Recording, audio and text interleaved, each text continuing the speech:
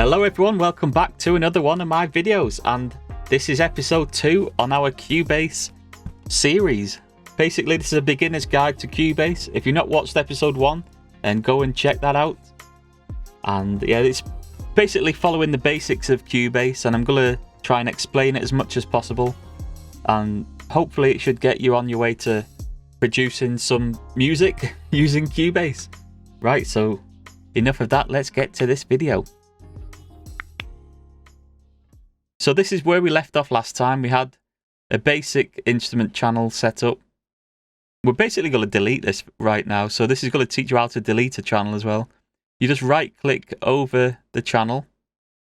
And then we're going to go to remove selected tracks. Right, so in this video, I'm going to be showing you how to add audio tracks. And I'm going to explain a little bit about the audio, the different types of audio, such as mono, stereo and stuff. And yeah, we're going to explain getting a good level and how to record things. So I'm assuming that you've got all of your USB interface set up. If you've not done that, then leave a comment and I'll try and help you out as much as possible. But this video is going to assume that all of that side is set up from now on. So your USB interface is working, your microphone's switched on, and we're going to get into it. I'm going to right click on this side panel again, and I'm going to go add audio track.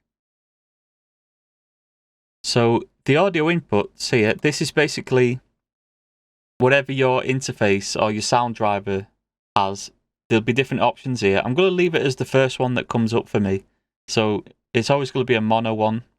If you have a stereo microphone, it's probably going to be a stereo input there, but most microphones are mono, so I'm going to stick with the mono for this. Configuration, I'm going to switch this to mono because I'm not using a stereo microphone. I'm just going to put it as mono. Audio outputs, I'm going to leave that as stereo out. Audio track, there we go, that's creative. Add track.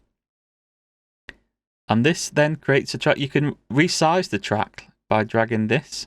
Right, so let's try recording something with our microphone. So to record something, you're going to want to select the channel by clicking on the white area around this. Make sure this record enable is selected as well.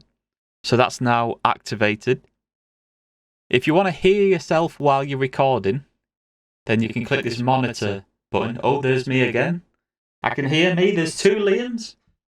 So I'm going to click this off for now because that's actually really hard to speak while that's on. And all we're going to do is press record, and then I'm going to speak down my microphone, and we should start recording some audio.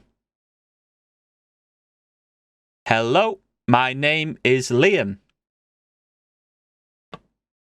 Okay, so that's created a sound wave. I'm going to make this bigger so we can see it.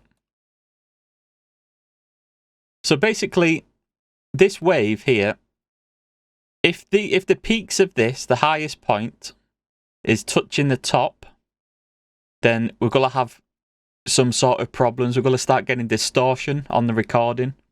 You basically never want this to touch the top.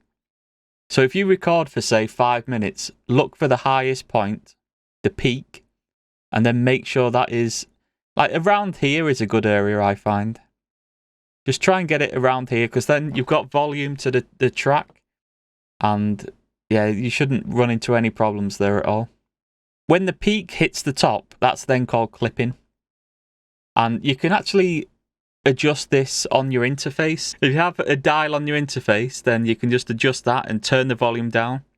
This waveform that you're seeing here as well, if I play the recording that we did, you can actually pick out the notes in the waveform. And when you get a little bit more experienced, you can actually read this pretty well. And you can see, you can pinpoint an exact point in a song just by looking at the waveform. So I'm going to play it now and just try and visualize the words to this and watch it sync up. Hello, my name is Liam. So you can see there's gaps. So hello, my name is Liam. Little 2 syllables there. I'm zooming in and stuff by holding the control key on my computer. I'm using Windows. It's probably something different on a Mac.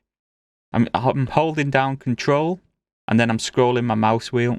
So if I scroll it up, I zoom in. If I scroll it down, I zoom out. You can also zoom in the bottom corner here. So this is making the tracks bigger and smaller. And also zooming in and out with that one. Right, so along the top here, we have the bar numbers. So when you record, this is basically the time. So we're set to 4/4 automatically on a default track in Cubase. So the time signature is 4/4, so that's 4 beats. 1, 2, 3, 4. And then bar number 2, 1, 2, 3, 4. So that's just explaining a little bit about the bar numbers at the top. Right, okay, so that is the basics of recording an audio track in Cubase. We're going to move on to episode 3 next time. If you like this video and it's helped in any way, then click that like button and also subscribe for more videos. And I'll see you in the next video. If you have any questions, let me know below and I'll get back to as many as possible. And yeah, see you next time.